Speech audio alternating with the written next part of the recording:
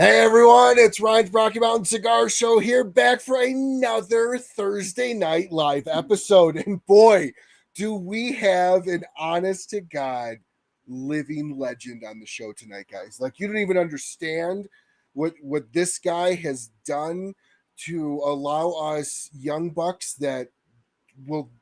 This guy's forgotten more stuff about cigars than I think I can even hold in my head during my lifetime. Like, it is phenomenal. But before we get to him, big shout out to all of my sponsors. Again, let's run through them. Every single week we have Drew Estate, the rebirth of cigars. Definitely head over to drewestate.com to learn about their barn smokers. I should be down in the one in Texas here in October. So if you're there, I'll look forward to seeing you. Come up and say hi. Next up, we have a big shout out to ROCF Cigars and BAMF Cigars. BAMF standing for Badass Motherfucker Cigars. You can head over to ROCFcigars.com or BAMFcigars.com. Use my promo code RMCS15 and get 15% off the entire website. So I'm saving you money. Go use the code. I have to fight for these things. So definitely go and get over there and use that. Next up, we've got a big shout out to K by Karen Berger. Thank you so much to Bruce Diggins and Karen herself and team over there for supporting the show. Much love. Great cigars. Head over to the Don Kiki Super Center or Superstore and buy any of their cigars that you can buy. Their Cameroon is by far my favorite. And then we have not only the humidor of the show, which I have right here, but now my show is cooled by New Air. They sent me their brand new air conditioning unit. Thank you so much for the team over at New Air. It was almost 90 degrees in my office. Well, my shed that looks like an office because you're only seeing one side of it. But it is much nicer in here. Jump into the description and find my 15% off promo code if you're ever interested in the very best of cooled, heated, and humidified humidors. Definitely check out New Air, and I'll save you 15% in the process. And that's a lot of money depending on the humidor you buy. Everything's down in the description. Last but certainly not least, Christoph Cigars. Thank you very much to Glenn Case and the boys. Jared was one of the first guests ever on this show. So thank you so much. Huge shout out to all of them over there at Christoph for supporting my show as well. And then, well, my liquor sponsor that we've got going on. Now, I've teamed up with Axe and Oak. They're a local distillery here in Colorado Springs. It was very important that I pick somebody from the local distillery.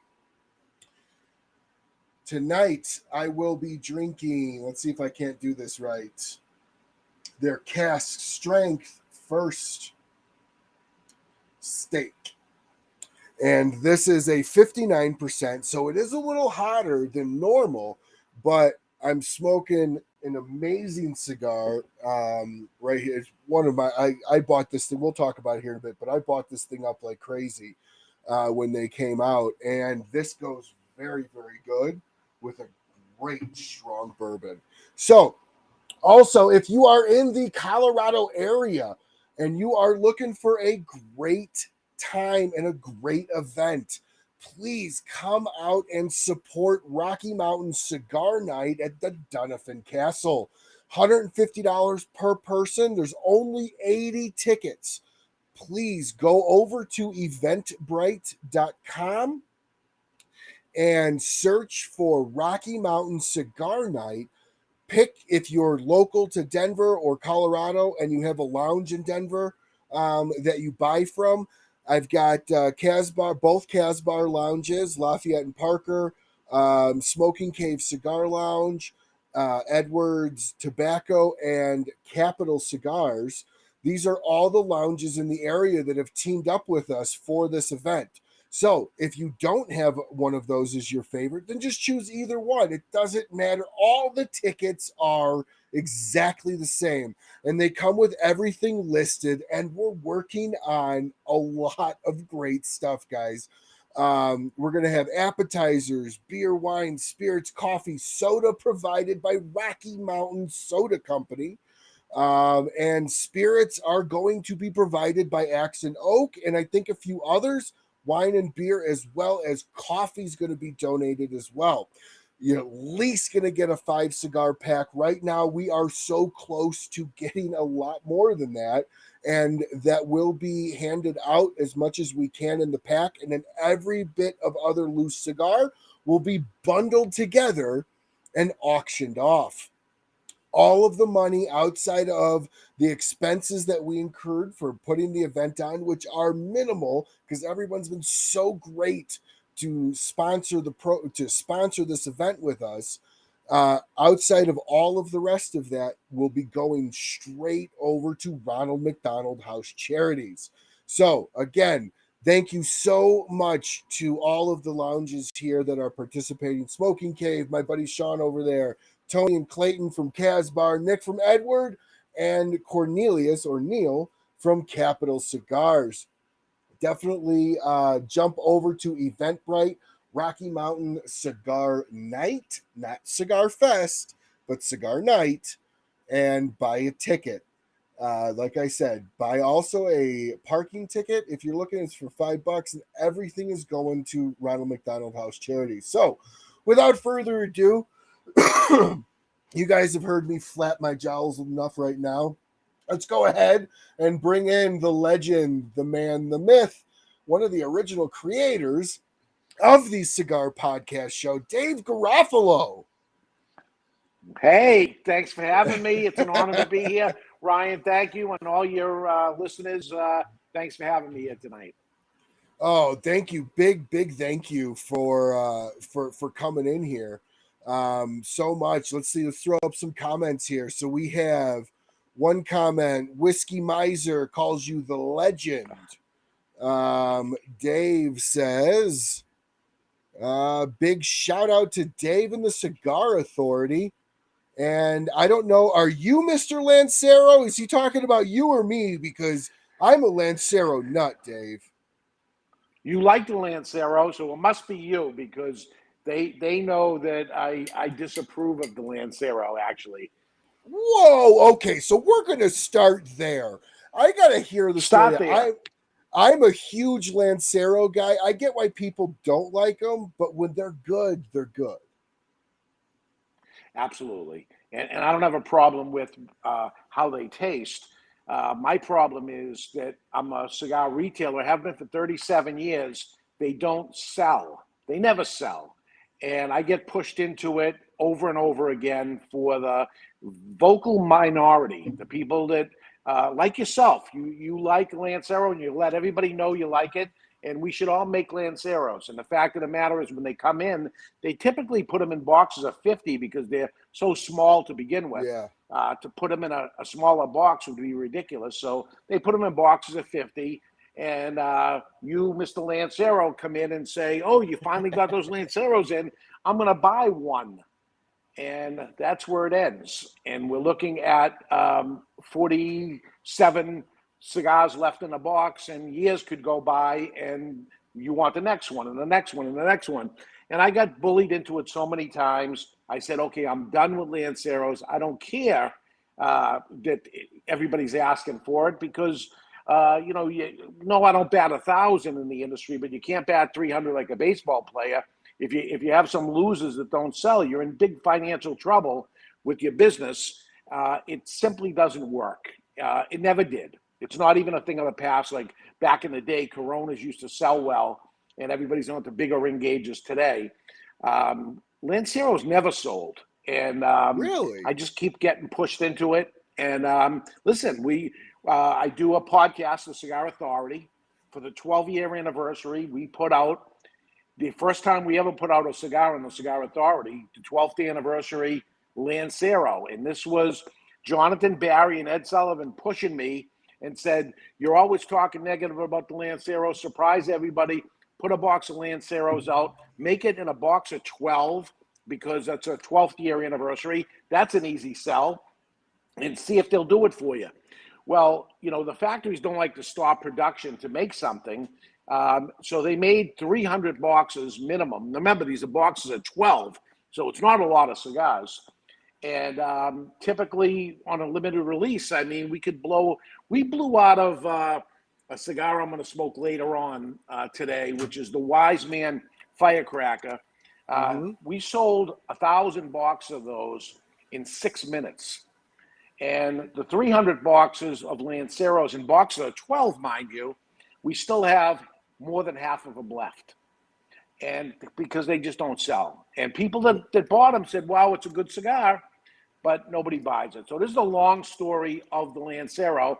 And the second thing I'll add to the Lancero is, look at these paws I have. I don't know how good somebody that's made in. that. Somebody gave that as a comment, to be honest with you. Somebody says so makes they his make my fingers look big.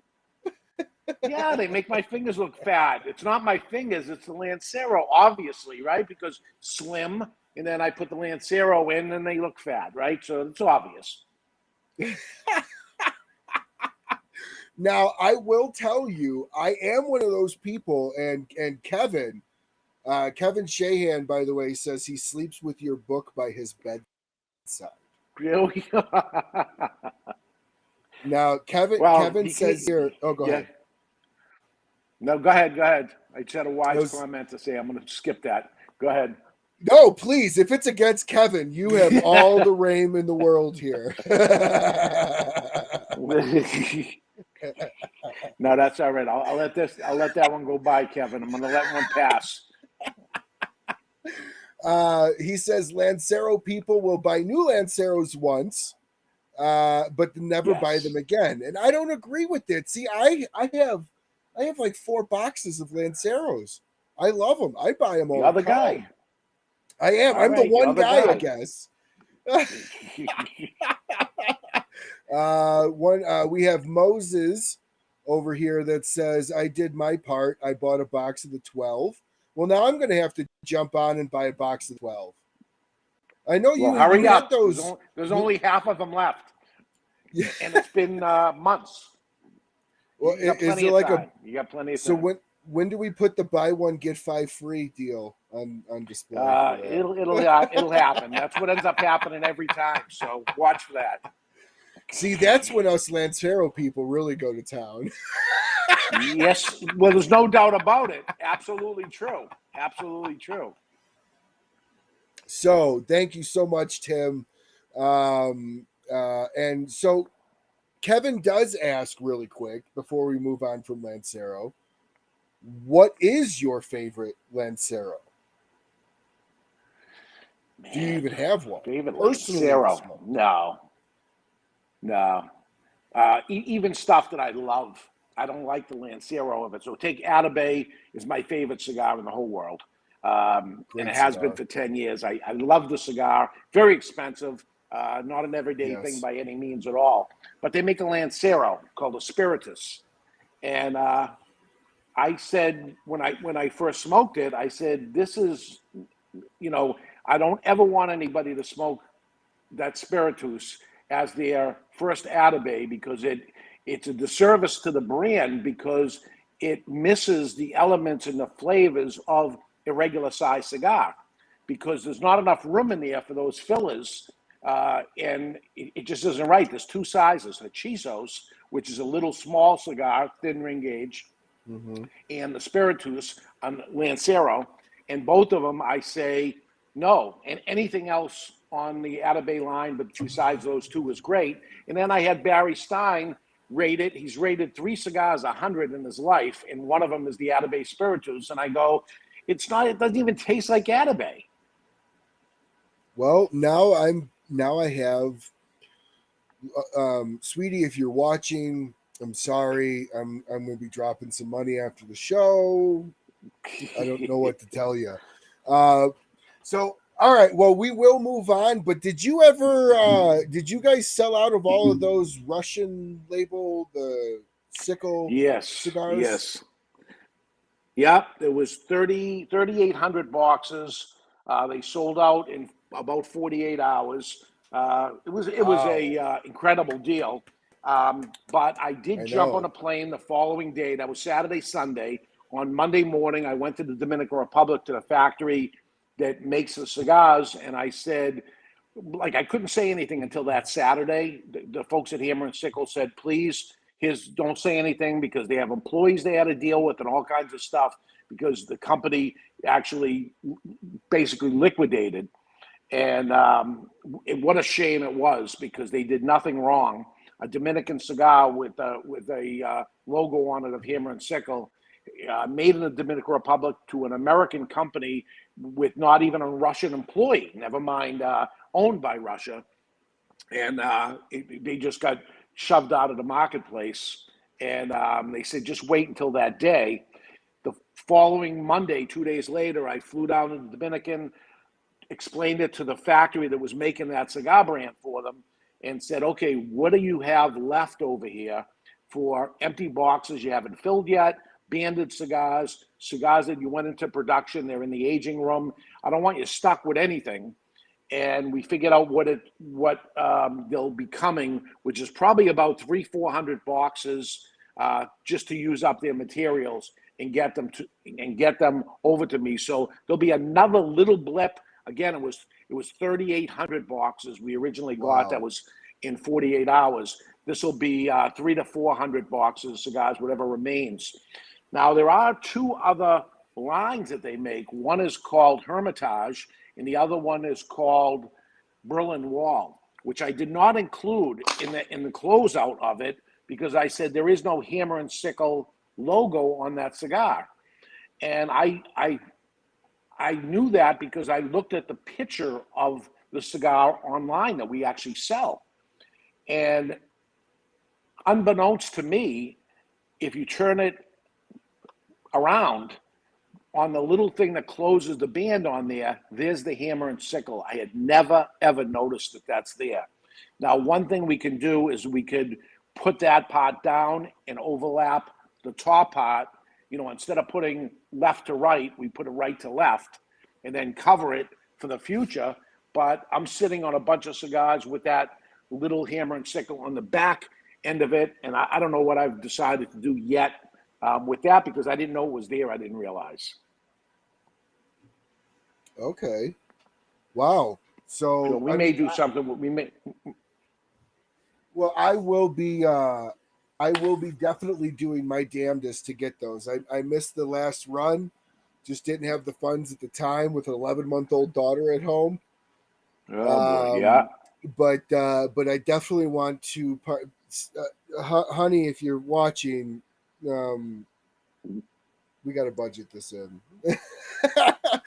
But no, in all seriousness, Dave, thank you very much for honoring my show and gracing the screen with me. I truly appreciate it. What are you smoking tonight?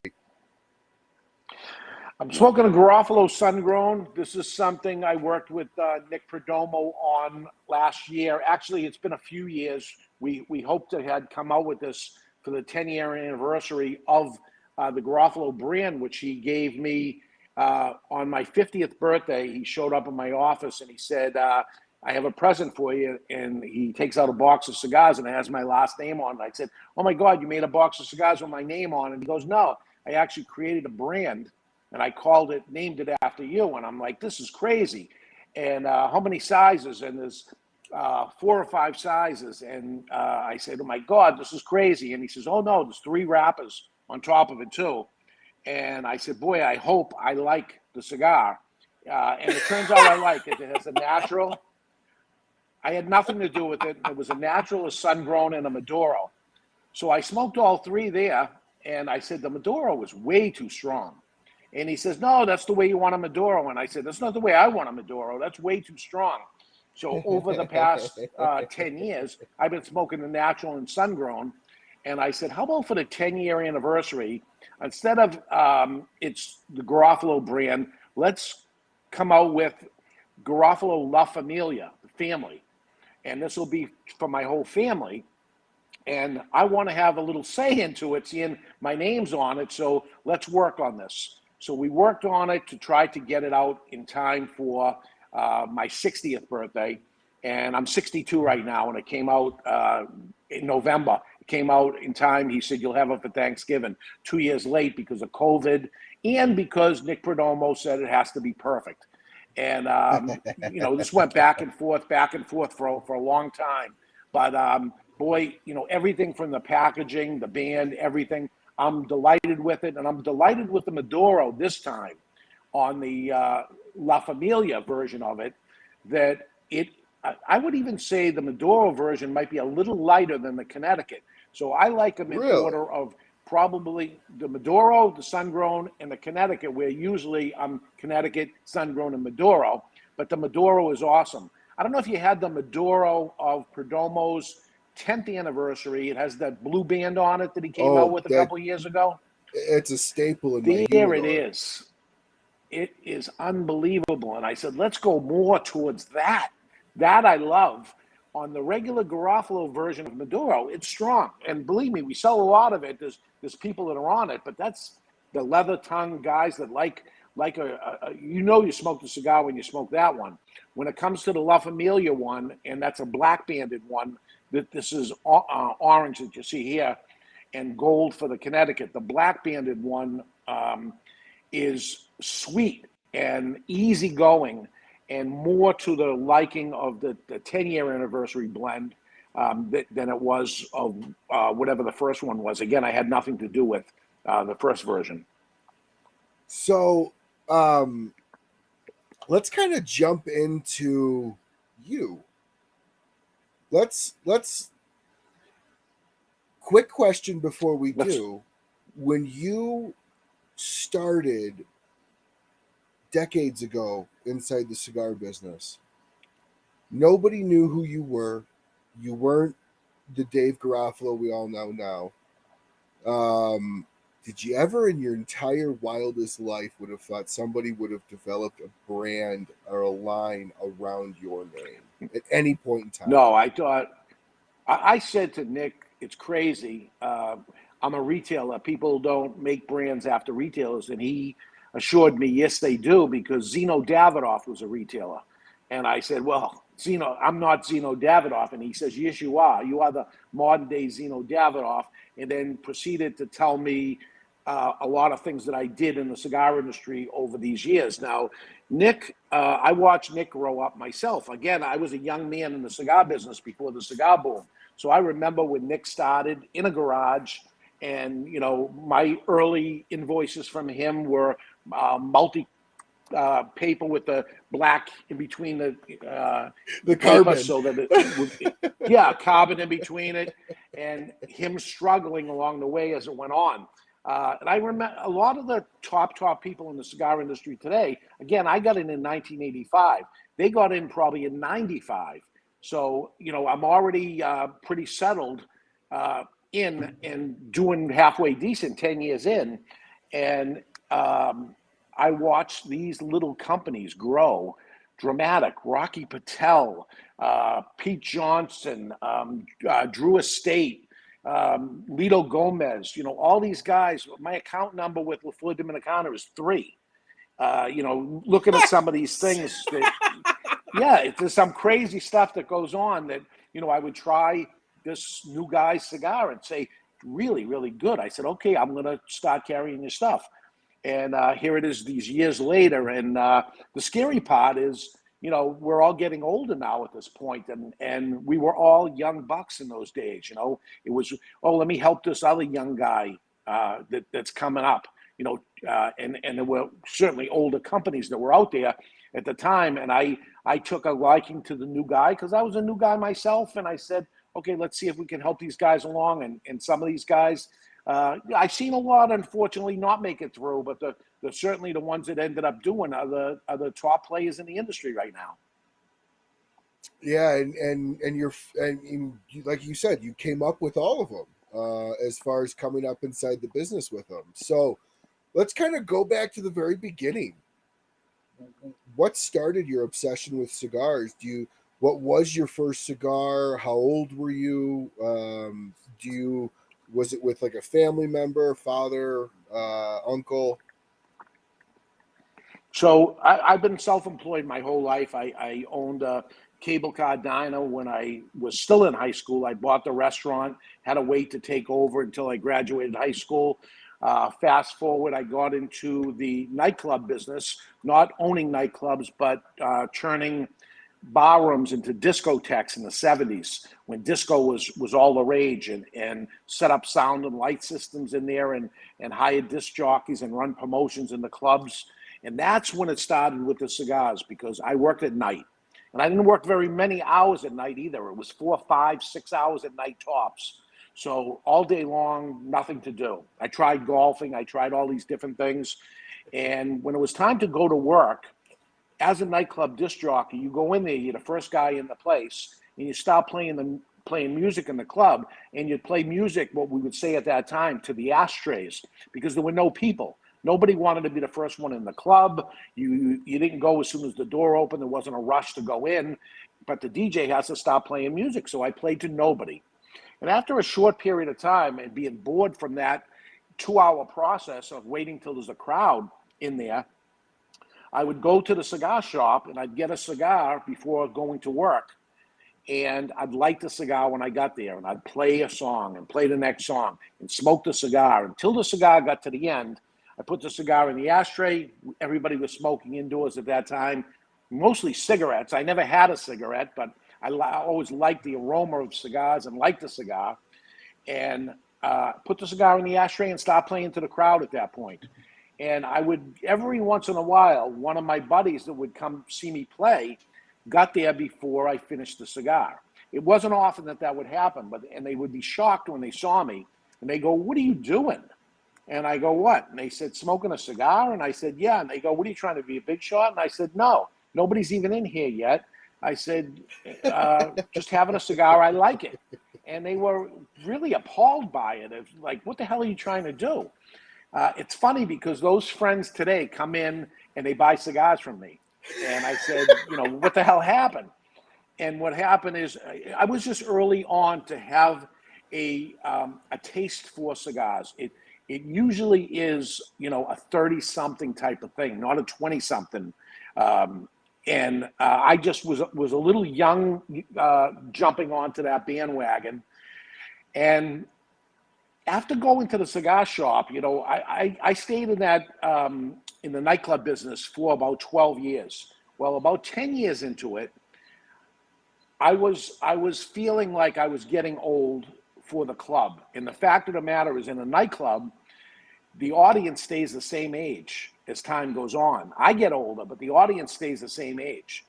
And I said, "Okay, it's getting a little creepy now. I gotta get out of this thing. What am I gonna do?" And I always remember each time I'd go into the cigar shop, I had a smile on my face. I was happy, and the people in the cigar shop were happy too. And I said, "There is a nice thing. Let me see if I can get a little cigar shop going."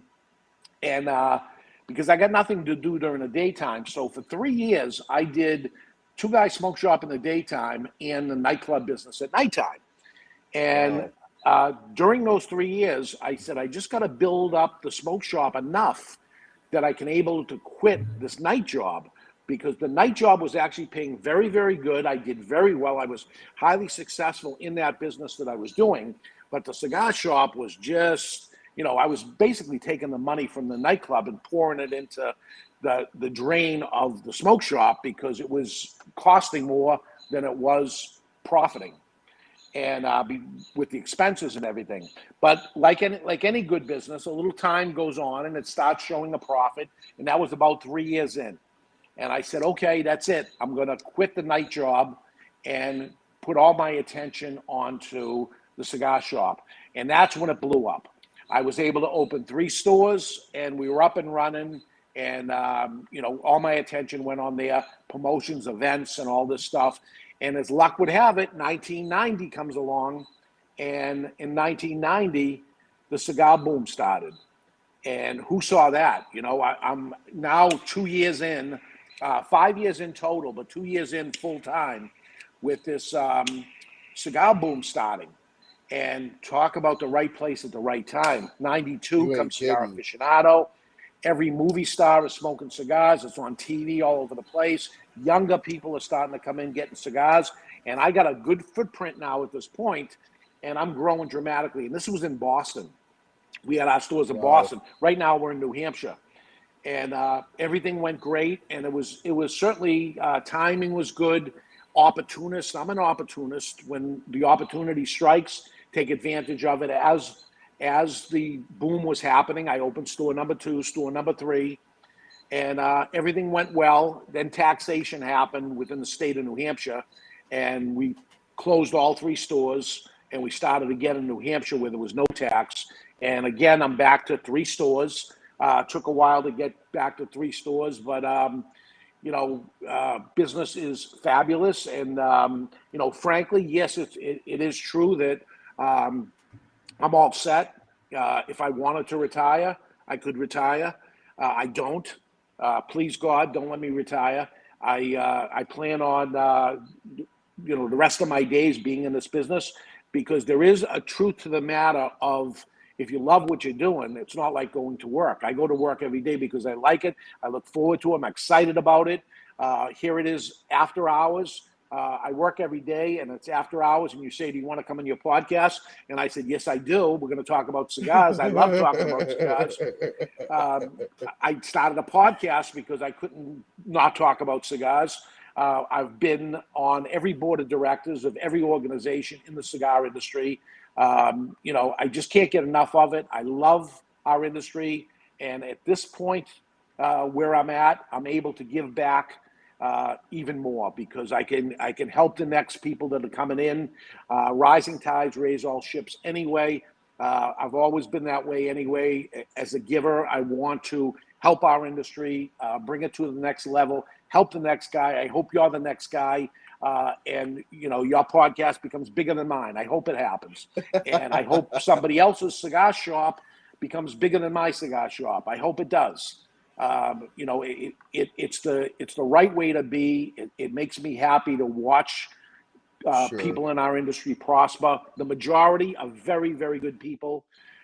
You're doing this because you love it. You have a regular job, and this is what you're doing because you love it also. And that's why I do it. It happens to be my business, but there's not a lot of people doing things for other things that they like.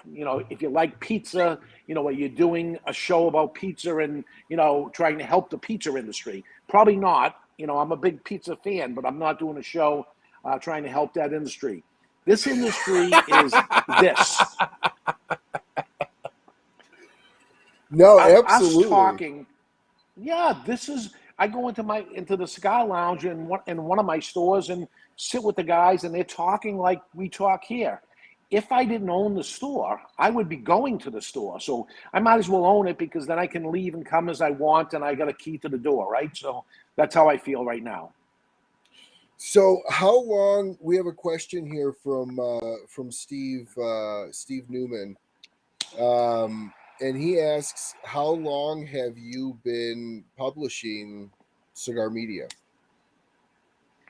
I started in 2010, so 12 years now as the Cigar Authority, doing the podcast. I tried being really good at social media back in 2009. My daughter told me, you got to get on social media.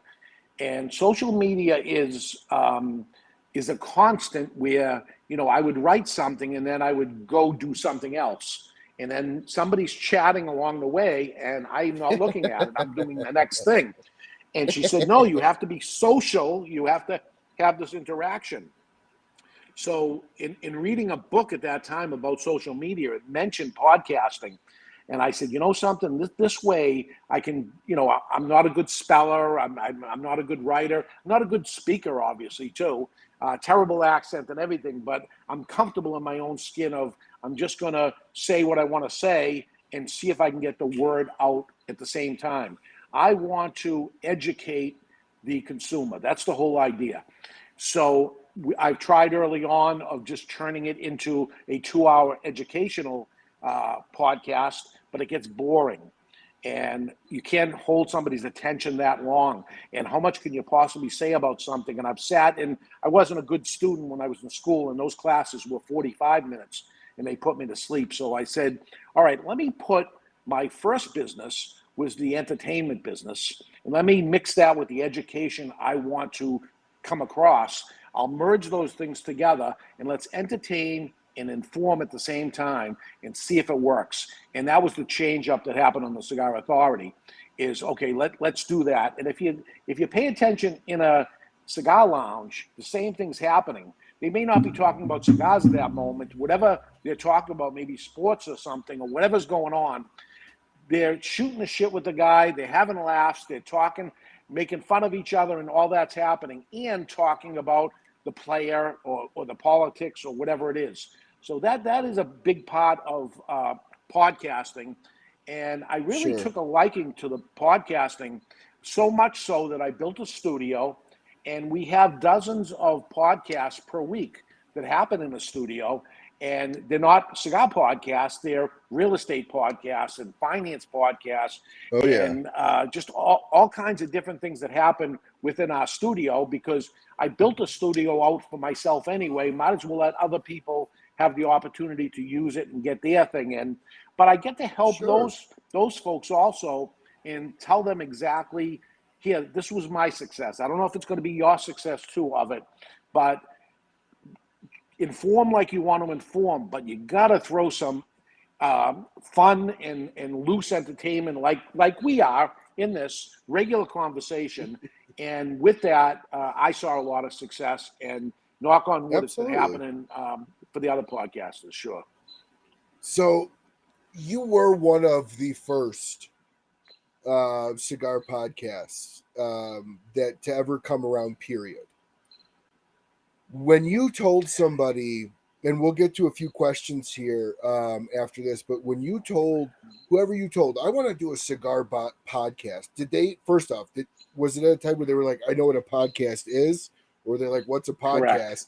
But then were they like, you're gonna talk about cigars for 2 hours and you expect people to listen to you? Yeah, absolutely. And because I was doing it 8 to 10 hours a day anyway, on the sales floor and talking to people about it. But there was that, what is a podcast? And I say, let me look at your phone. Do you have an iPhone? See this little button here that says podcast. Oh my God, I never saw that before. And that was part of it going at the beginning of, let me show you how to do it. And I thought it was going to be very localized for whatever reason. I was ignorant of the reach of a podcast, and I thought it was going to help our retail store, and the people that knew me were going to be the ones that listen in. I'd put a little business card by the register, check out our podcast, so that our customers would be learning. And as I'm looking at information that would be provided to us after that, is, there's a guy in Canada listening. There's a guy in Australia listening. I'm like, oh my God, the biggest market we have is California and Texas. I'm like, what the hell is going on here? And I said, okay, that didn't work for what I thought it was. So that's okay. I'll just, instead of talking about localized events and promotions we do, we'll talk about nationwide stuff. One of the first live shows I did out of our own studio was the first Rocky Mountain Cigar Festival, actually. And I got a call from Terry Gallagher, and he was calling the Cigar Authority, and he said, I wonder if I can pay you to come out to the Rocky Mountain Cigar Festival and do the show live from here. And I said, Terry, if you want me, I'd be happy to do it. I said, cover my expenses going, and that'd be fine. And he says, well, where you coming from? And I said, Terry, it's me, Dave from Two Guys Smoke Shop. He goes, oh my God. He had no idea who he was talking to because he was talking to the Cigar Authority. And I said, no, it's me. And he goes, oh my God, I didn't know. And we did the first 2 Rocky Mountain Cigar Festivals, and they were the first time we ended up hitting the road with it. We haven't hit the road all that many times anyway. We talk about it all the time, but COVID set us back a couple years, and we did a few things, but I'd like to do more, to be honest. No, I mean that's awesome. So your first road trip, more or less, was the Rocky Mountain Cigar Fest, and how did that live episode go?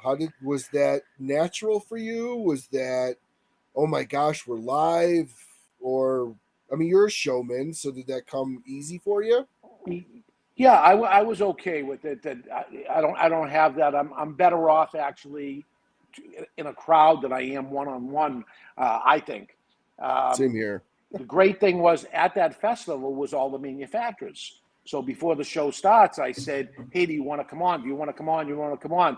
And then every 15 minutes, I brought another one on there, and I try to make them very comfortable. Also, that they see cameras, microphones, all this stuff, and they go, and I go, "Don't worry about a thing. You're just talking to Dave, the same guy you talk to regular." And maybe a minute or two, a little butterflies. You can see a little nervous, and then the next thing you know, we're looking at each other, and they say, "Oh my God, it was great. It wasn't a problem at all."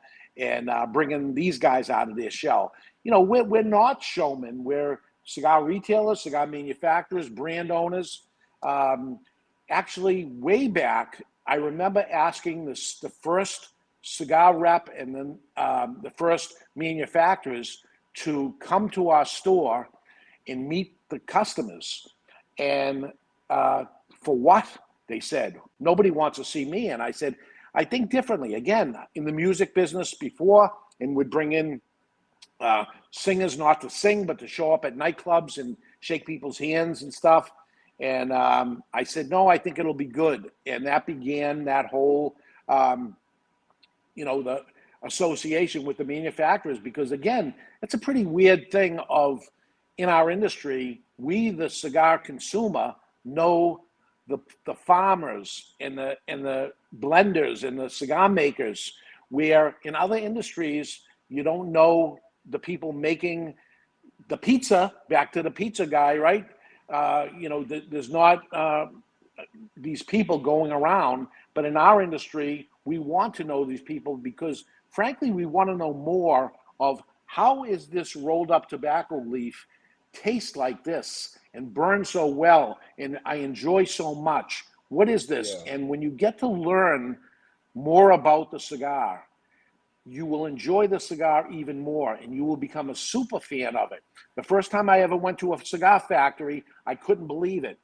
Well, the last time I went to a cigar factory, which was probably cigar factory number 100, I still couldn't believe it. All these years, each time I go, it's just mind-blowing what goes into making the cigar. And I love to share that information with people. Yeah. Absolutely. It's incredible. I mean, when you actually think about it, it's almost to the point where, being in sales, I understand books, I understand ROI. You almost think that these things would cost a shit ton more than they do. When you realize that probably an average of anywhere from 250 to 300 plus people touch a leaf before it gets to the shelf. Like you would almost think it's almost kind of a little bit more in the like when you go to the butcher and you buy meat. The more that butcher touches that meat, the more that meat costs exponentially. Could you imagine if 300 people touched your steak? Right. What the cost Crazy, of right? that would be, and it's crazy to think about that. So let's grab a few questions here, and we'll start with a big thank you from Dan Thompson here. Actually, Dan says here, let it load. I'm very grateful for the conversations and mentoring David Garofalo has provided. His feedback helps us be better. Now, Dan's an interesting guy. Dan is a business genius, and getting to meet him was unbelievable.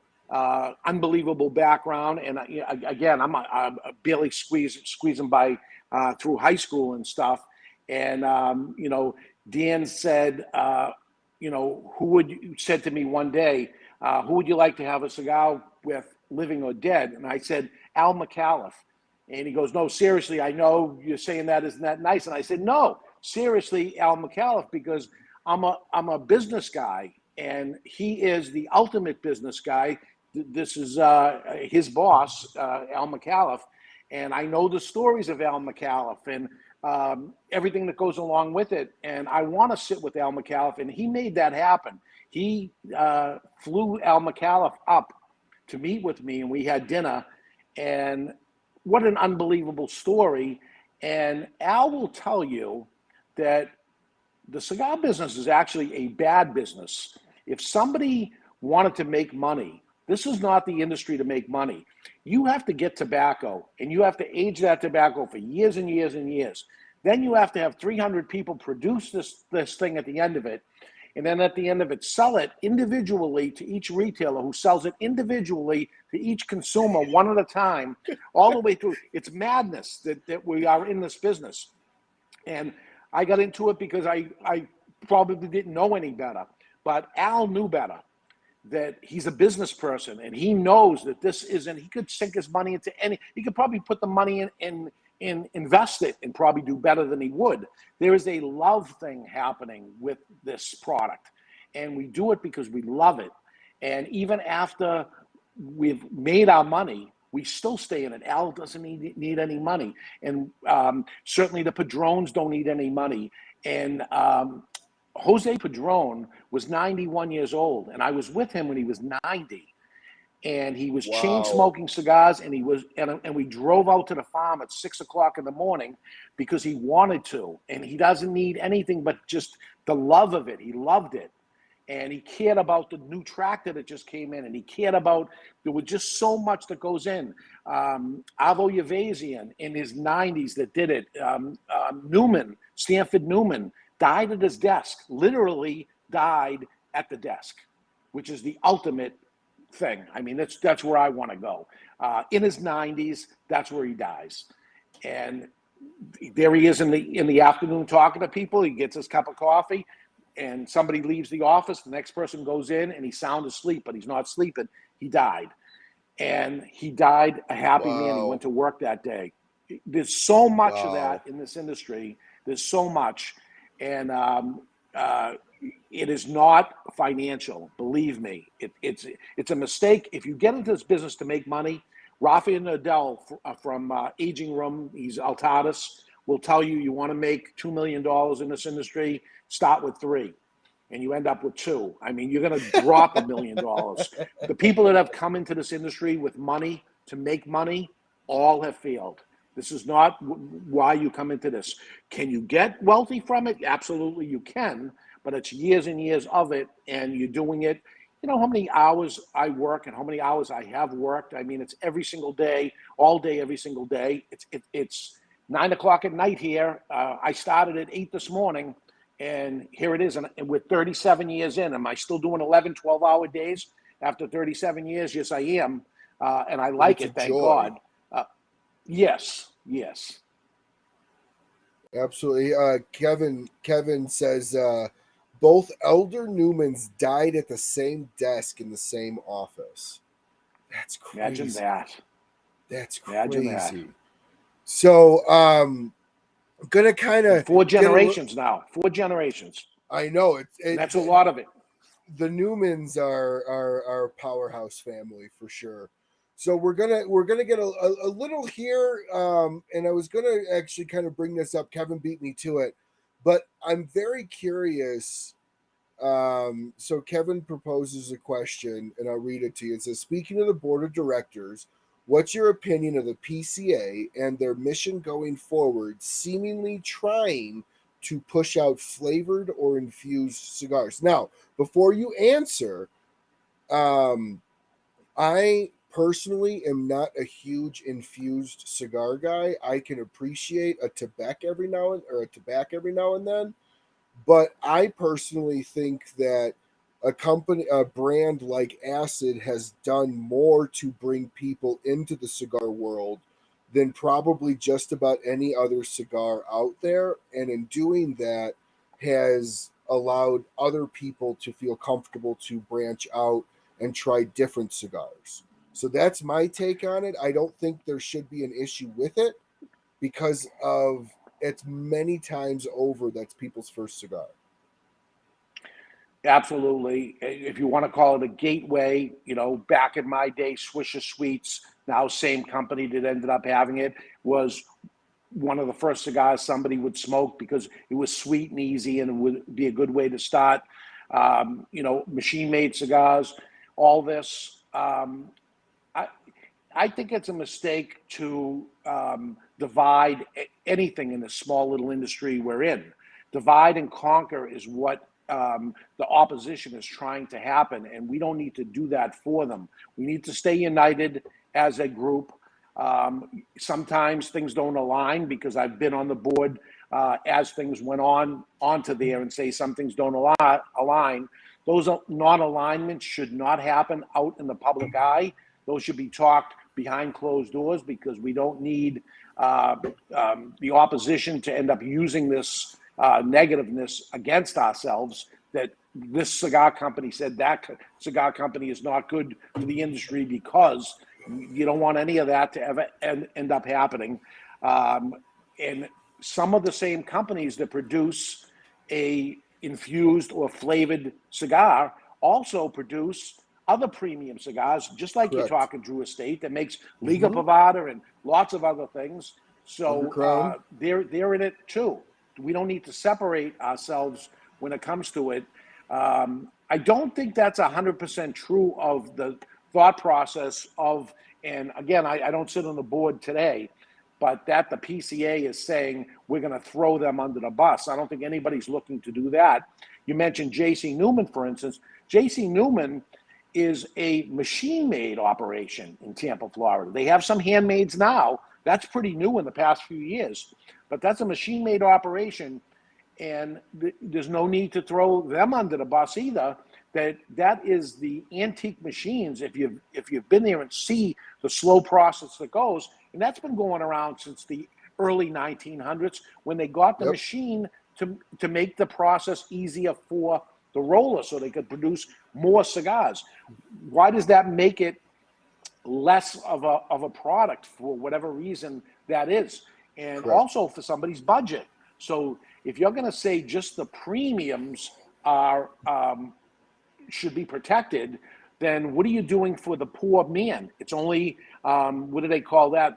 For luxury goods only, don't have to deal with this, and the poor people do. That's not fair either. So united, people have to stay united in this industry. Enough of the name calling, all that stuff. If that has to happen, it has to happen behind closed doors. Do not say these things out in public unless you're trying to actually hurt the industry, which is exactly what ends up happening. We can't turn on each other. I told you briefly that story of me leaving Massachusetts because of the taxation. I tried to get all the other retailers to fight the taxation that was happening in Massachusetts, and they refused to fight. They told me to leave their store. Don't call me on the phone. You're my competitor. And I said, I could be your competitor after, but together we have to go and fight, or else they're going to tax this. Because if I go by myself, I'm going to lose. There's strength in numbers, and we got to show that, we're together. And they didn't. So I fought by myself, and I lost. And as bad as that was, I moved to New Hampshire, and I tell the story up in New Hampshire all the time, because in New Hampshire, it's very different. The retailers get together. We have an organization. We have our own lobbyists. We fight together, and we fight for every inch. And that's important, because if you give them the flavored cigars, what's next? Next is going to be something else. And so you can't give the inch. Do not give them an inch. No, you fight for every inch in battle, right? Like any battle. You fight for the next hill, the next step that you take.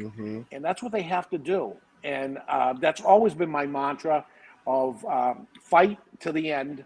Don't give in. You don't regulate yourself. When they regulate me, I'll stand by the regulation. Self-regulate?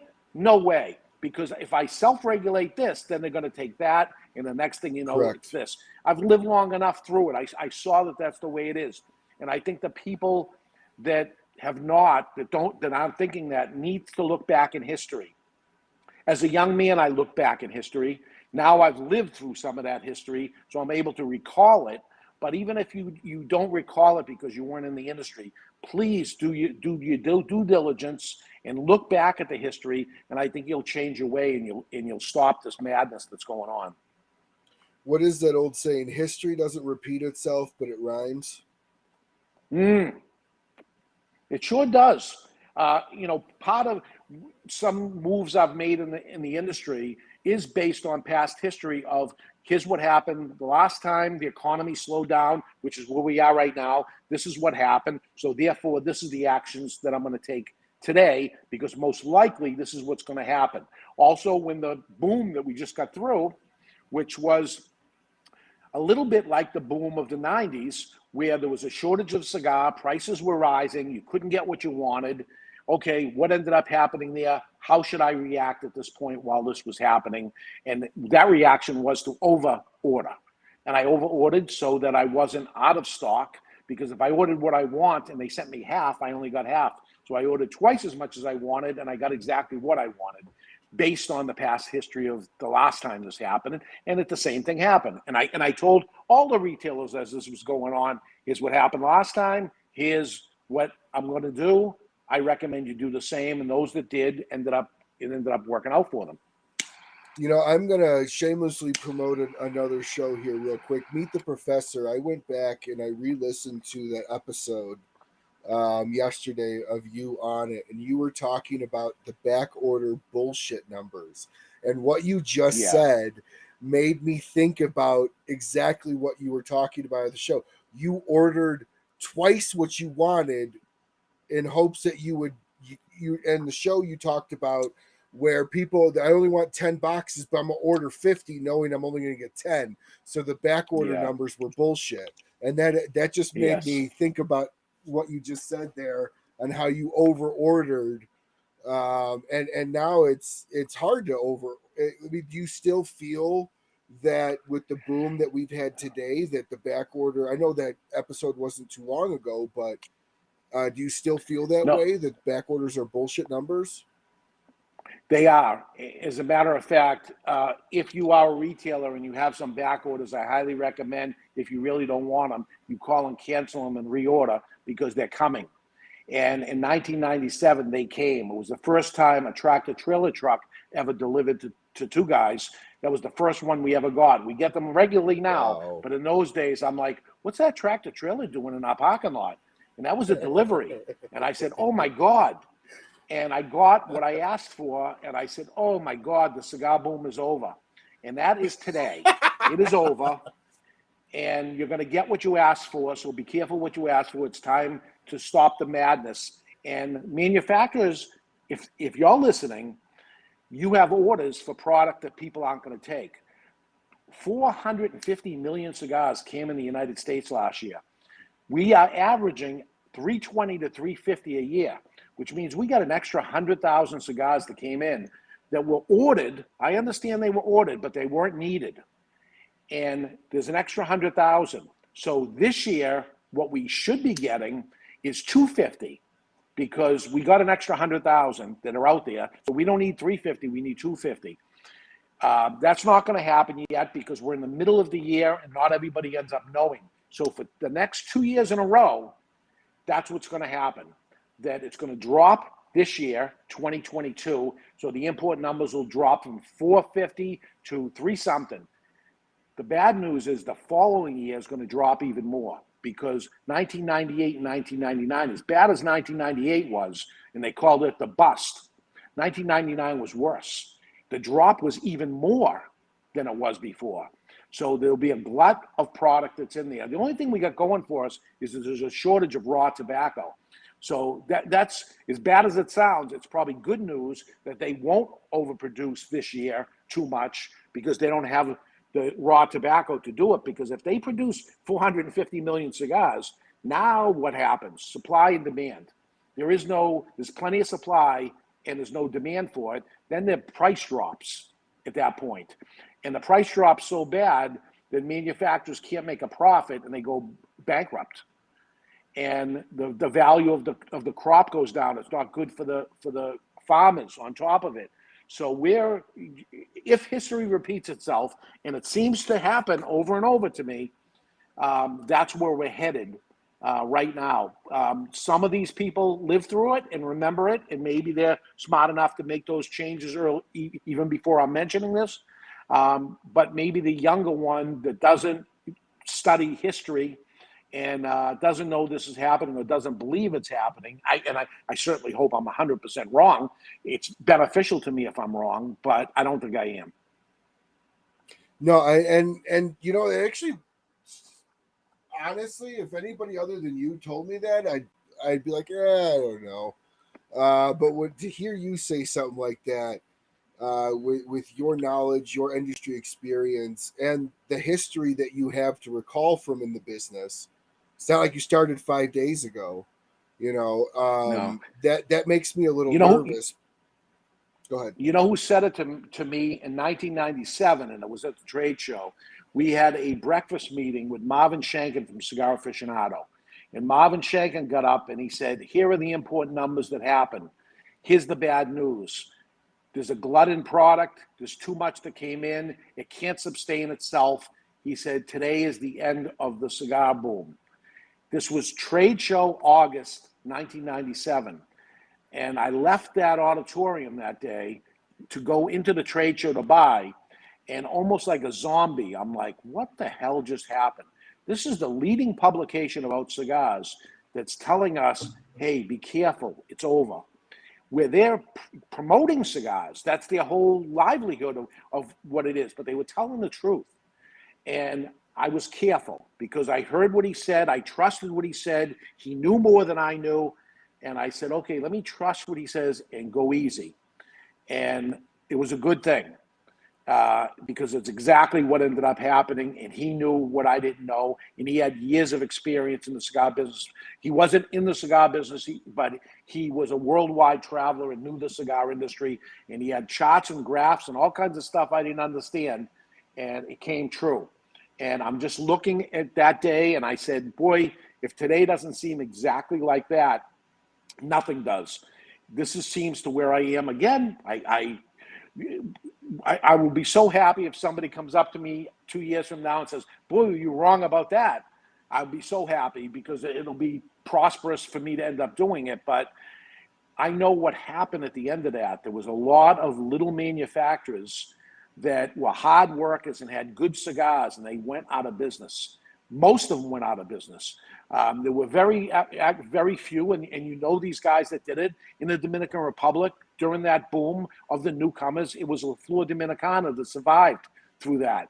It was Fuente that was already big anyway that was booming. Of the new guys, it was Nick Perdomo, it was Rocky Patel, it was the Aroa family, and these became the next ones. Now they're up there. Now you know all the people that the smaller brands that are the next in line, and those are the ones that have to be careful right now. Probably the bigger guy can withstand it because they have enough working capital to handle, a bad time that ends up happening. But then again, I was told this during the COVID crash, that first couple months that ended up happening. I got a call from Rocky Patel in panic. And I said, geez, you're going to be able to handle this for a while, right? And he says, I got 7 burn locations. I got this. I got warehouses. I got this. So sometimes even the bigger they are, the harder they fall because they have so many people on working and farms and all kinds of stuff that goes on. Yeah. So some of these people, a fire, a bad crop is enough to wipe somebody out. And somebody, it's COVID, which we all thought was going to wipe us out. And it did a damn good job for about 6 weeks. But boy, the comeback was that and more and really worked out well. I never would have believed that, nor did I call that. I said, we're in big trouble, but the comeback was great. Well, it's always good to be proven wrong in the right way, correct? Yes. Yes. So there's never an issue when you're proven wrong in the right way. And in fact, if you were right, you would be like, I'm actually really kind of upset that I was right. Of course. Of course.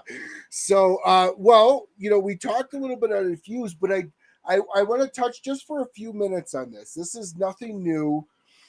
This is a cigar that you had come out and had Kevin Shahan over at Cigar Prep promote for you. Now, I bought 5 of these and I loved them. I still love them. I just opened my last package today and it's been a year. Okay. Um, Everyone I've given that to loves that cigar. And then even when I tell them that it's corn-flaked stems, they're blown away by it. They're like, I what do you mean? Like it feels like it smokes like a mixed filler. I even told somebody one time, they're like, I don't know. I'm like, it's a $20 cigar. And I gave it to him. And just to get a $25 cigar, just to get him to smoke it, right? Because he was a Padron guy. I don't smoke anything under a certain amount. And so he's like, man, it tastes like a scotch. Like, this is absolutely phenomenal. What is it? I said, it's stems. They're like, no, seriously, what is it? I said, it's corn-flaked stems. Are you serious? Yeah. And they went out and bought a few packages and a few bundles at that time. So you and I talked a little bit before the show that the cigar itself didn't do what you expected, or not what you were hoping. But I want to talk more about the technology behind the cigar and what the idea was to show proof of concept, because that's exactly what this did. Yes. So, you go into factories and they try to use everything. You go into a meat market, they're making sausages and hot dogs. When it comes to a factory, they're doing the best they can, with the exception of the stems that they pull out of the leaf. And there they were, all stacked up, and I've seen it many times. And back in the day, they used to pile those stems up and they used to package them, and they would sell them off to machine-made companies, and it would be grounded up, turned into that paper that a machine-made cigar would roll around the paper, and uses like that. And over the past years, you'd see them just piled up and put into a corner.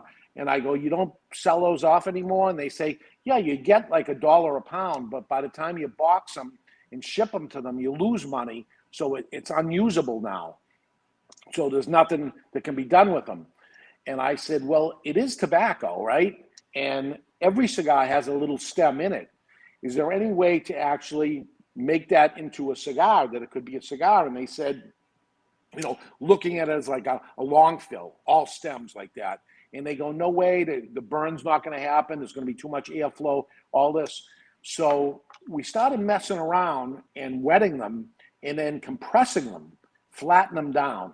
So now it turns into a flat straw, in other words, at that point. And now chop it up like you'd chop up for mix fill. There's some mix fill that actually starts off as whole tobacco, and then they actually chop it up to make mix fill. It's not just, people will look at it as table scraps and things like that. Sometimes some of that ends up happening, but some of it is actually beautiful leaf, and then it goes to a shredder to actually chop it up. And I said, and then if it's flattened, it's dried again, then it gets flattened. So we play around with that, and it's all the same tobacco, and boy, is it harsh. And I said, well, we used all the same tobacco. Could you blend this? Could you use some of this tobacco and some of that tobacco? And now start messing around with it. And this goes on for years. Not this isn't constant, let's just pay attention to this, but there's some off time, and let's fuck around and try it with this and try it with that. And the next thing you know, something's really starting to happen. And let me tell you, there's a lot of nicotine in the stem. You remove the stem, but the majority of the nicotine is there. So you got a strong cigar that's happening. So, boy, you could put some stem in with some shot fill. Let's try that. The burn that was happening wasn't good. I think it has to be all stem at this point. So trying different wrapper, trying different binder, trying different blends of this. And finally, we got the cigar and we're blown away with how it's burning and how it's tasting. It tastes to me like popcorn. And I said, boy, it's a nice taste. And I had the cigar tasted by a lot of different cigar makers that I gave the cigar to. And I said, here, I want you to try this. What do you think? It's not bad. It's not bad. And I'm waiting for somebody to say, what the hell? This is ridiculous, because they don't know what it is. And when I told them what it is, then they say it's ridiculous. This is stupid. You can't do this. And then Skip Martin was the perfect example that he said, wow, this is interesting. What's going on here? He says, I think you got a mixed fill here. Then I told him, and he goes, this is ridiculous. You can't put this thing out. And then he tried to do it, and he said, I tried doing it. I couldn't do it. Why would you try doing it if it's ridiculous, right? But you tried it. there's a lot to be said about when I hate it, but I'm going to make one. Yes. And I'll tell you, that was, the pencil cigar, the United Pencil. Yeah. I don't know if you ever saw it. It's I have a number 2 pencil on me. It's what I always use. And I showed up in the factory one day and I said, make me a cigar exactly the size. Same ring gauge, same length, same everything. And they said, that's ridiculous. And they said, it's not going to draw. And they messed around. And finally it drew, and it turned into a brand, and big selling brand. And then I show it to other manufacturers. One of them was actually J.C. Newman. And the Newman said, oh my God, does it draw? And I said, here, try it. And they tried, and they said, it's good. I like it. And I said, hey, there's something here. And then I get a call back 6 months later, and they say, we can't make it. It's not drawing. How did you end up doing this? And again, it doesn't happen overnight. I mean, there's a lot of these ridiculous things that goes into it. As luck would have it, the pencil thing actually took off and is doing well. But the El Tallo, which is stems, there was just too much negative on it when people figured out what it was. They were horrified by it, because when somebody gets a stem in their cigars, and I'll say every cigar has some stem in it, but they were like, stems out. This is ridiculous. This is the stuff you throw away. And I said, I realize that, but it's been repurposed, and maybe we have something here. No. Way big pushback. But with Kevin, I remember having the call with him, and I said, Kevin, I'm going to send you a cigar. You can't smoke it until we're on video with each other. I want to look at you. Don't open it. Don't do anything. So he played by the rules. It came in. We set up a time where we could have a video conference. And then I said, okay, let's smoke the cigar. And I went through the process with him and showed him. I said, now I'm going to take this apart. I'm going to show you what it is. He's blown away. I says, you want to do it? You want to surprise your group and have them buy it, and then you'll do the reveal of what it is, because he was looking for something like that to do. And he goes, I'm game for it. I said, okay, get ready for some negative pushback at the end of it. It's not like at the end they're going to say, oh my God, what a great value that I got for this. No, but it's really something that was never done before, and still to this day hasn't been done, which tells me also that it's a loser, right? When somebody copies and repeats the thing, then most likely you got a winner when some of those are. And I created a lot of stuff over the years. Nub from Oliva, I created that cigar. And hold on. Oliva. Hold on, what? Yeah, I made that cigar originally. And Jose Oliva came to visit one day, unannounced. I had a meeting with somebody else, and he sees these little short fat cigars on my desk, and he said, what's that? And I said, just a short cigar. Why, do you want one? Because he had to wait 15 minutes till I finished the meeting. He said, sure. So he takes one, he sits in the other room while I finish up, and he smokes the cigar. Fast forward, he gets back to Florida, and he calls me up. He says, when you coming down to Florida? Which was January, and we picked a date, and he said, can I have dinner with you then on this day? And I said, sure. And that day after dinner, we went to have a cigar, and he presented me a box of nubs. He opened it up and he said, "Does this look familiar to you?" And I said, "Oh my God." I said, "Yeah."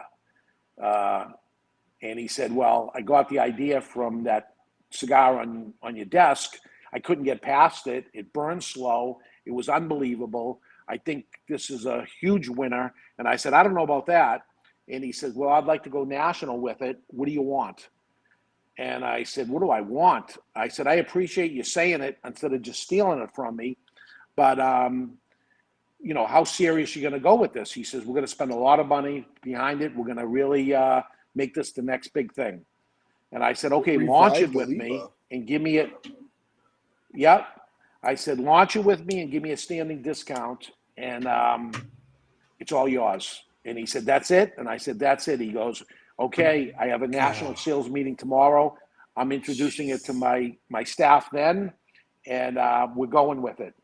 And he did spend a lot of money. They had a trailer and they had a guy rolling the cigars, and they all kinds of statues and things, the big giant nub statues and the long ash that it produced, and they did a lot of marketing behind it. And here I'm watching it, and as much as I wish success on this, and I'm carrying it and I'm getting a good deal on it at the same time, I had it in the palm of my hands and I didn't know what to do with it. And I said, imagine this thing was in my hands. I didn't know what to do with it. And this young gun goes out there and look what he did. There was actually 2 cigars on my desk that day. He took the nub. The other one was the firecracker. And after he launched that nub and it took off the way it took off, I said, okay, I'm doing something with this firecracker. I'm going national with it, because he could have picked either one. And I believe if he took either one, he was going to go with something. He was looking for something unique. He found it and he went with it. So we ended up going with the firecracker years later, and that's been good for us. But I'm always that creative guy looking for, I came out with the pencil when the 60s and 70 ring gauges got popular. They go left, I go right. They zigs, I zag. In the meantime, I'm a retailer. I'm carrying all the 60s and 70s, and I'm carrying everything. But if there's a market for it, or there's a little creativity to it, I'm in. And I want to give it a try. And if I have the means to do it, I'm gonna give it a shot and see what I can add to this unique industry that we're in, the cigar industry. What can you possibly do to a cigar to make it different? It's a rolled cylinder of tobacco, but it's many things that have happened over the years. I applaud Lito Gomez. He put the chisel out. I never thought of that. That was an unbelievable idea. He trademarked it. It's actually a size that has been trademarked. Yep. Which was unbelievable. I'm like, after that happened, I go, you can trademark sizes? Because I never did. That nub story might have gone different if you could. Yes, absolutely. And so, last year, we actually did the first NFT cigar. I don't know if you saw that or know what an NFT is. Absolutely. NFT is a non-fungible token. Yep. It's a picture of a cigar that doesn't exist. And it was Atabey Black, which Atabey doesn't make a Maduro cigar yet. And we produced it. We put it out. We gave all the money to that it earned, because I felt like nobody's getting anything for it anyway. But we gave it to Cigar Rights of the World, all the funds that came in for it. And who knows, maybe down the road that comes out. But a smile came on my face just a few weeks ago when it was announced that La Flor Dominicana is putting out an NFT cigar. But yes, the little spin that. on that is, they put a smarter spin on it, which is, okay, if you own the NFT, you're allowed to buy the special cigar. So I'm like, okay, you took this and you added that to it. They're not for sale yet, but I'll be in the auction. I'm interested to see what it goes for, and maybe I buy some myself. I don't know, but I love it. I love that despite this product being 600 years old, that we are smoking. 600-year-old cigars have been around that long, and we're still getting creative and coming up with things on rolled tobacco leaves. It's pretty amazing. No, I totally agree. Like it's like I told you before this, and like you even said it in pre-show, nobody liked lobster in the beginning, right? It was poor man's food. And Yes. now people can barely afford it.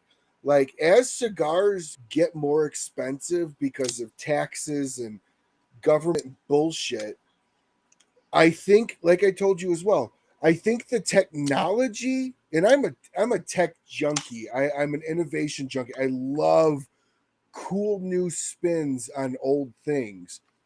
And this is an interesting new spin. And like I said, I love it. I saved this pack. This is the last one I've had. And I think the technology in the cigar is more important than the cigar itself. And I think we'll see that down the road as time goes on. Personally, because it's a great way to keep a low cost. And whoever knew you can take stems from this country, that country, that country, and actually create a blended recipe. So kudos to you for that. You literally created an entire new genre that maybe nobody will appreciate until after you're gone, after I'm gone, but eventually somebody's going to look back and go, that's what started it all. It was underappreciated at the time. So kudos to you for that. Now I want to move on. I've been in sales 20 years, and I'm very big on the people around you denote your success.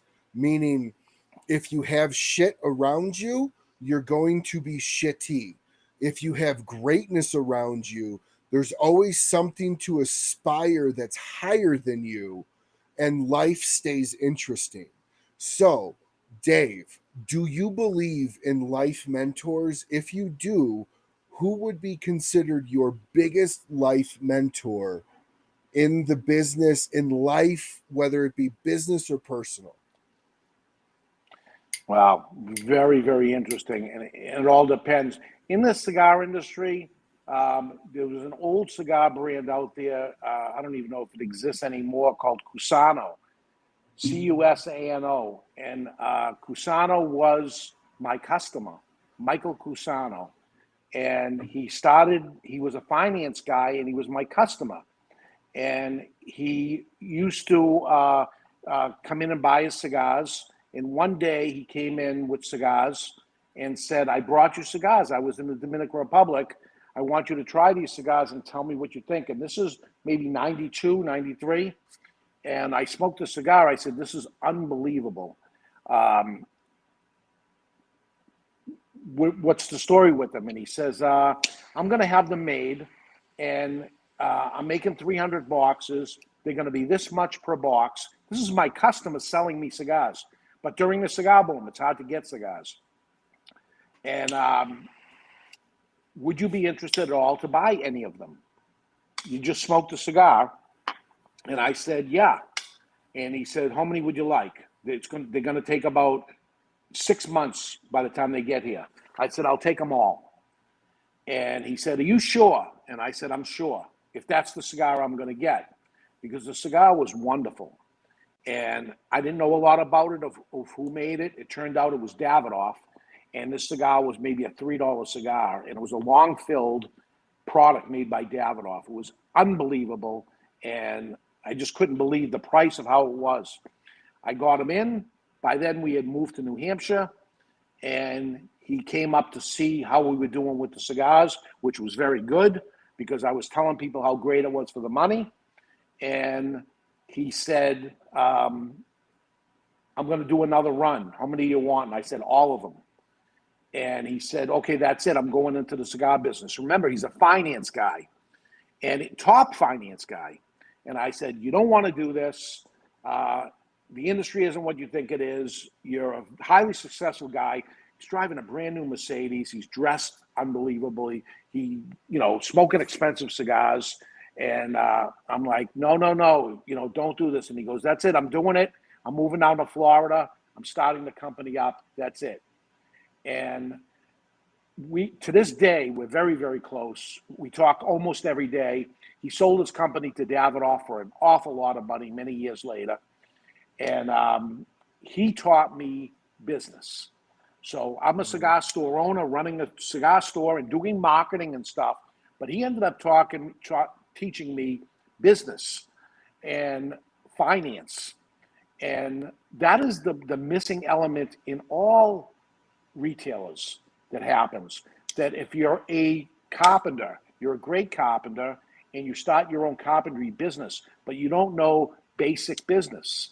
And if you're a plumber, it's the same thing. And if you're a cigar retailer, you sell cigars and you open a cigar business. You know cigars, but you don't know business. And you don't know business because you don't know what you don't know. And I didn't know. And he is a Harvard educated guy. And he would say, no, this is the way you have to look at this. And what is your real cost? And I said, this is my cost. No, that's not your real cost. That's your gross cost. What does it really cost you to bring this in? And all these fundamental business things that I never learned. They don't teach it in high school. They certainly teach it in business school, but depending what business school you go to. But it changed my life, and it changed my thought process. And it didn't make the cigar industry worse for me. It actually let me know what I wasn't looking at the same time. So I'm running a business. I love the product that I end up doing, but now at this point, it doesn't matter what business I get into. Actually, finance people have come up to me and said, you should be in some other business. You'd be a multi-millionaire if you just get out of this business, get into something else, because your business practices are great, but your product is a problem. It's not a problem, and I did very well, and I don't need for anything. So it isn't a problem. But, business-wise, holy God, that this young guy took me under his wing to this day. We had a call at 3 o'clock this afternoon on something that I sent him a text and I said, hey, I'm thinking of this. He's retired. I mean, he's retired a long time ago. And he says, yeah, call me right now. And I call him right now and talk to him for a half hour. And this is what you need. This is what you have to tell your accountant. This is what you have to tell a lawyer. I'm like, thank you. And I have to do the same now at this point, that I have to pass my information on to somebody else, because that's the way it goes,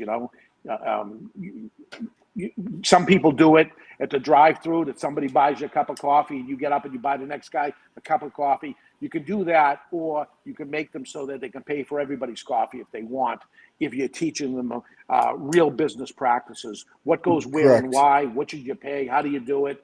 It's so important. And I would like, actually, that they would start doing that in school, that teach the kids, because I don't care if you don't even go into business for yourself. Kids can't use a checkbook. They can't pay somebody back with money. Even having an employee that's trying to make change, if the register doesn't do it for you, they can't think off the top of their head of what's 30% of $100. Well, obviously it's $30.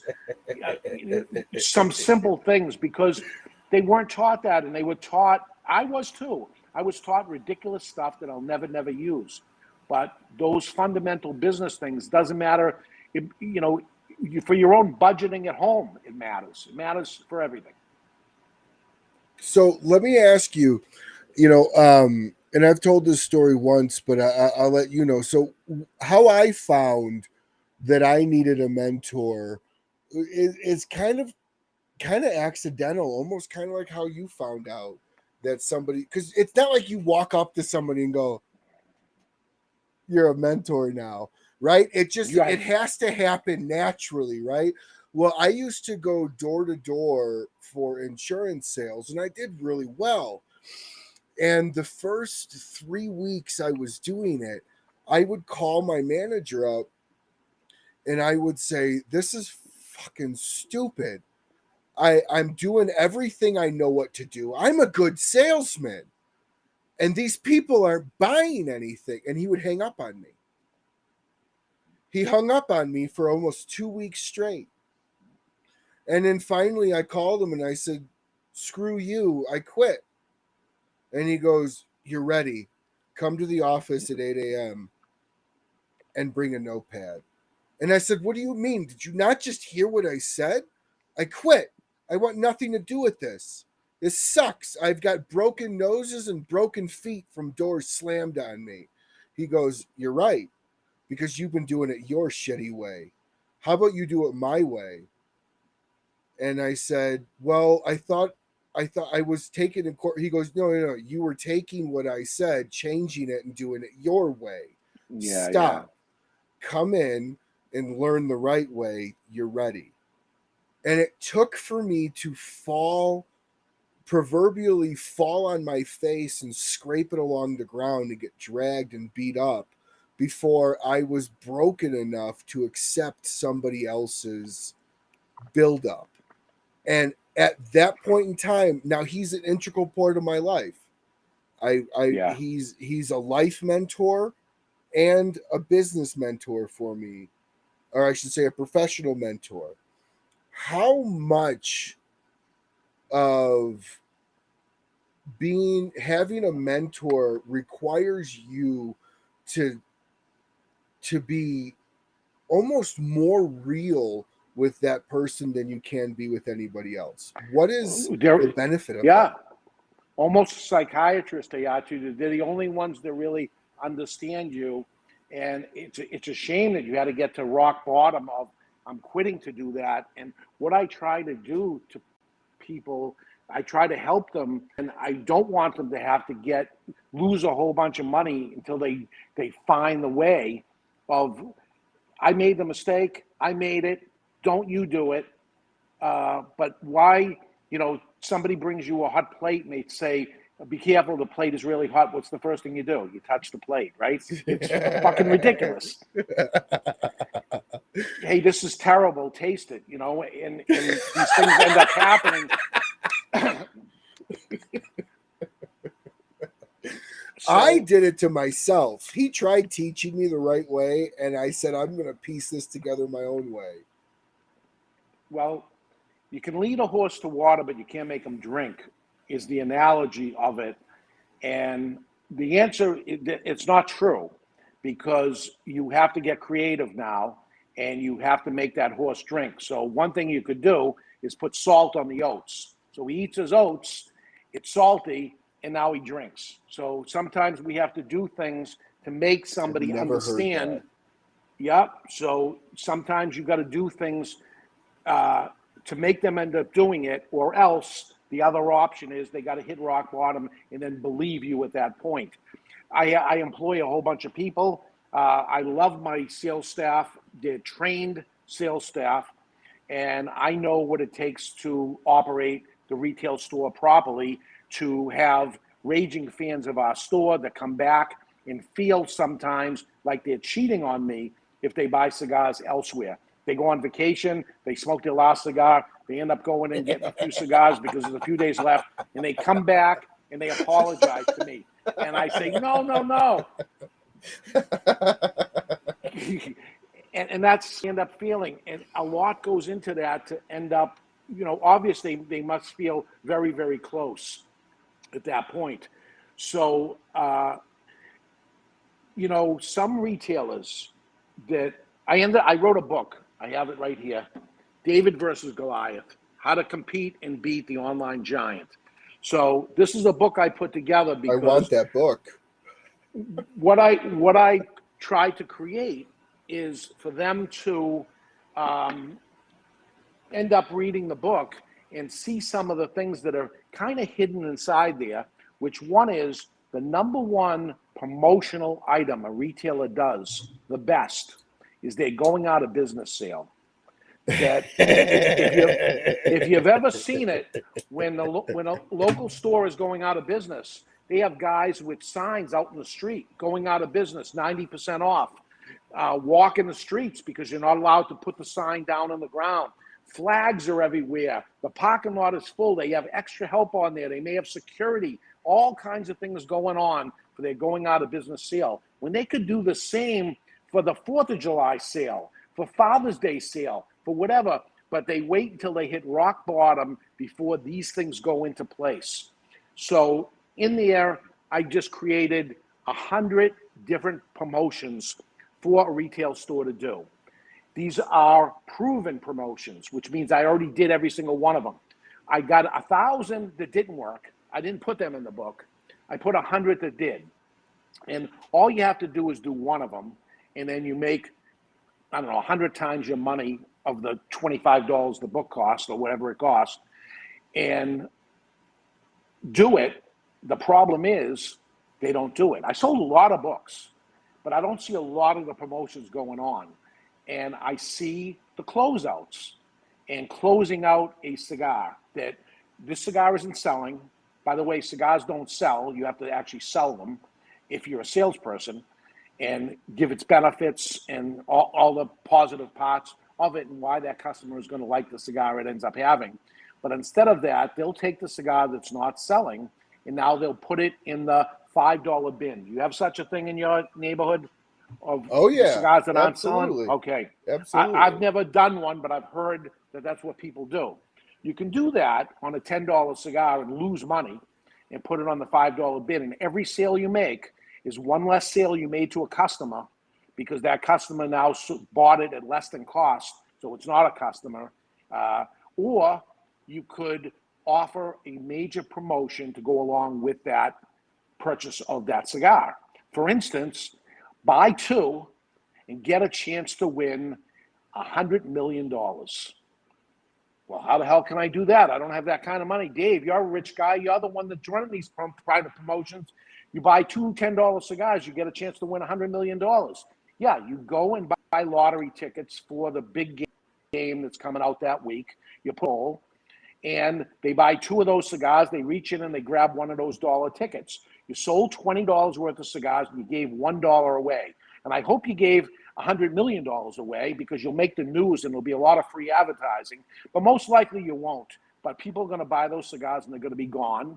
And you may want to reorder because they may say, you know what, that cigar was good. But what you did to that cigar, putting it in the $5 bin, said this cigar is a loser. It's not selling well, as opposed to run a promotion and sell them all. You'll sell them all in one day.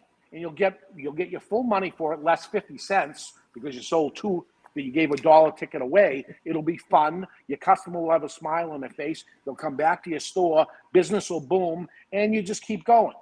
And you know, you have to do some other things. Just sitting there, a lazy retailer, even if you're a good business person, but you're just lazy, and you're not. The laziness will turn around. When you do some of these things, you're going to have fun doing them, and they won't be work. Like I told you, the cigar industry isn't work because I love it. Well, doing these type of things, these promotions, and so maybe you're not a creative guy to come up with an idea like that. That's okay. I'm giving them away for free. They're in the book. They're all here. But the thing is, you have to do it. Yes. And that's where the problem lies. There's doers and not doers. So when that guy told you, okay, come here and bring your notebook with you and write down all this stuff, you got all the information now. You had to do it, or else it still didn't work. Having the information and not doing it, it's not going to work. I just want to give you a heads up that my phone said running low on battery. God forbid I just drop off. That's what happened, but it probably goes for a while longer. No worries. It probably went down to 20%. We've only got 20 minutes left at the tops. I want to touch on one more mentorship question, and it could be just a simple yes or no. For those that are watching the show that have looked for either life, because I assume a guy like you has both, like me, has both life mentors that you can confide in for family issues or advice on really anything life driven, and then you have business. In your opinion, is a mentor worth a damn unless they're willing to say no to you? No is a complete sentence. You got to accept no. Absolutely. It's an important word. And I like it. I like a no rather than dragging anything on. And you know, I don't think we talked about it on this. I think it was before the show too, unless it's crisscrossed a little bit. But for a life mentor, I was very, very lucky in my life. My mentor is my mother. And, Yes. We There you mentioned go. it either when the show started or right before. Yep, right before. Okay, so Hold on, this is real perfect. quick. Yeah. For those of you, before he goes into it, watch, listen to the Cigar Authority. It's 2 weeks ago where he interviews his mom. And I'm just telling you right now, be prepared to have all the feels. Just telling you. So go Yeah. ahead, Dave. So that is my life mentor. And I have a tough mother. And you talk about tough love and all this. She said it the way it was. And, it's hard for other people. Again, she's my mother my whole life. So she's 91 years old. She lives right upstairs from me, right in this house. My daughter lives in this house, and my grandson lives in this house. We have 4 generations living inside this house, and I'm the luckiest and blessed man in the world for this. And my mother drives a car, and she takes care of herself, and we just got it all under one roof and everything. But some tough stuff that everybody's gone through tough stuff in their life, but she kept me focused. She kept me thinking the right way, being a good person, and not with David, you're a good boy, and all this stuff. She says on the show, she said, my job wasn't to be your friend. Mm-hmm. That wasn't my job. My job was to be your mother, and that's who I am. And I never heard this from her before till I interviewed her. Some of the things she said I never heard before. It was very, very interesting conversation. And I've asked her for years to do it. And finally she agreed to let me tape her. She didn't come on the show. I just put my phone next to her and I said, I want to interview this for the show. And let's just try it. And at the end of the interview, say, delete it. I don't like it. And she said, okay. And she did it. And I said, listen, I think it was great.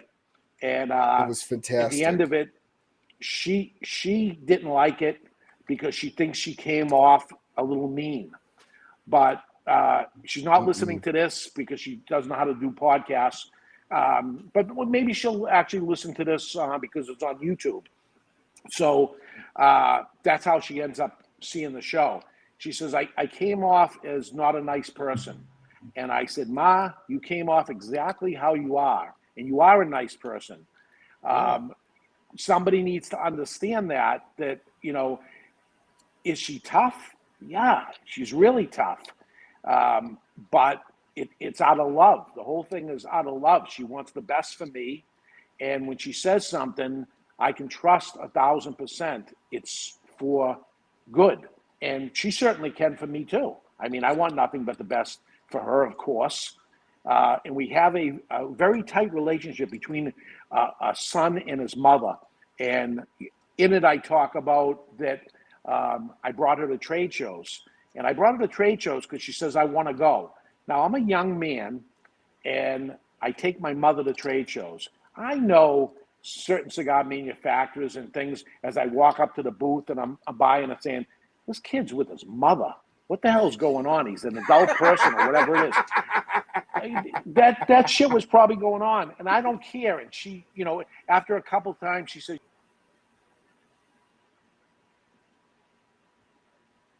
Well, I apologize for that. Apparently, David's phone did only have the last leg of life. So, very sorry about that. We will have to have David back on. Again, please forgive me. I hope you all have enjoyed this episode. Oh, no. We have him back. Don't you sign off. but I think it's off on the time. Hold on, Dave. Here we go. Okay, go ahead. All right, I think that's my phone is dropping off on the amount of things I have or whatever. But as long as it stays Don't anyway, worry. I don't know how far you got, but she's my No, life yep, you're mentor, is good. what it comes down to, for sure. So, and like I said, for those of you that did not see that Cigar Authority episode, I really, really recommend you go back.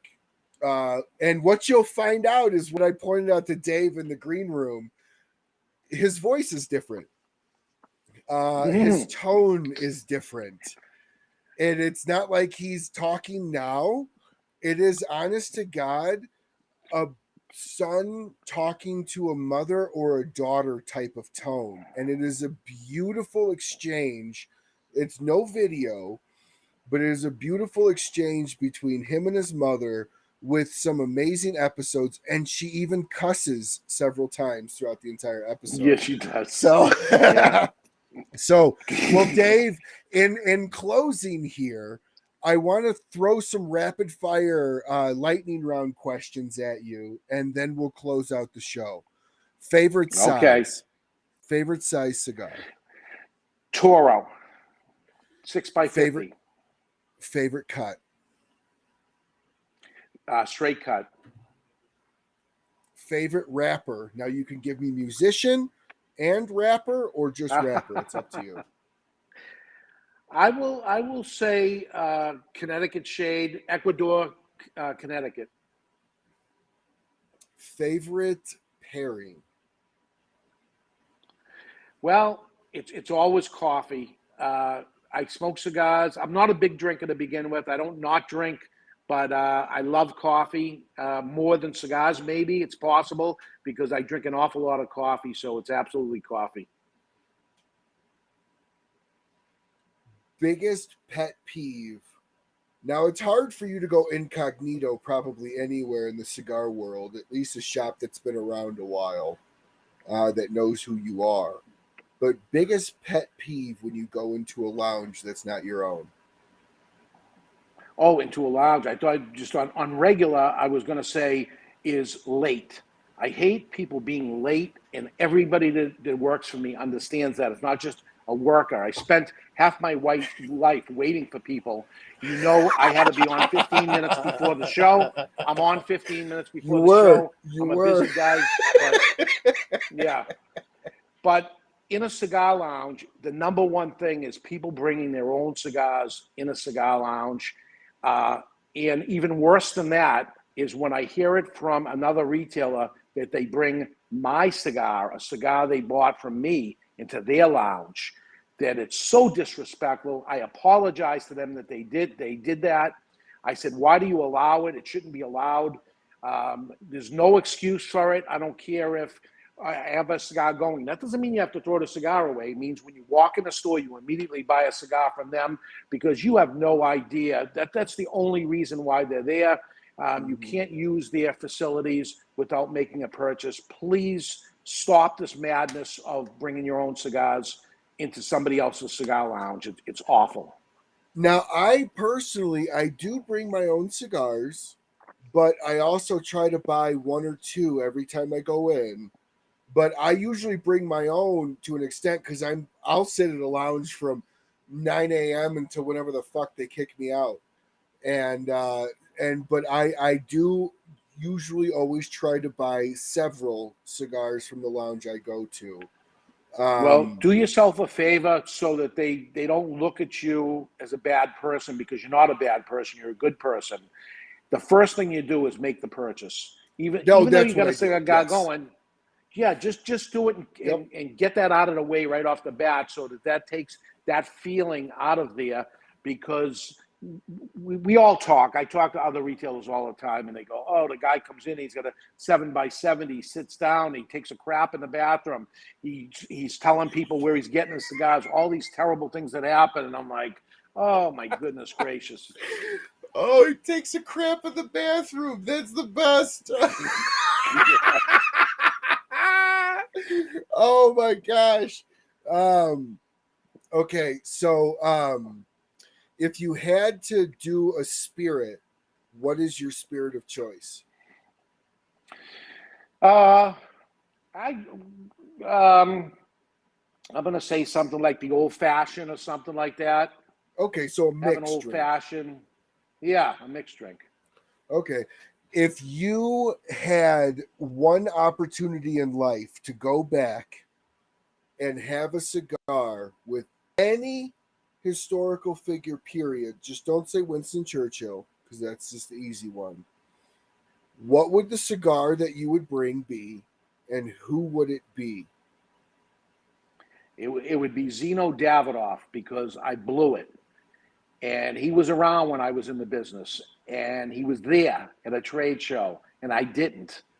And I'm so sorry I didn't do it. And I learned a lesson at that point.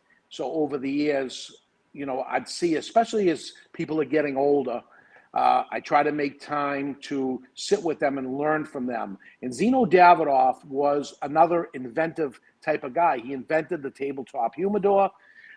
He was a retailer that saw the problem of his cigars drying out and came up with a solution for the consumer, which was the tabletop humidor.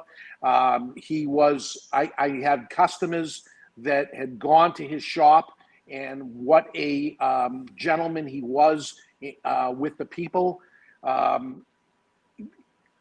could have learned a lot from him, and I've read his books and things like that, but I would have got so much more if I actually spent some time with him. So I'm sorry I ended up missing that opportunity. What is the most expensive cigar you've ever smoked? And what kind of humidor do you have at home?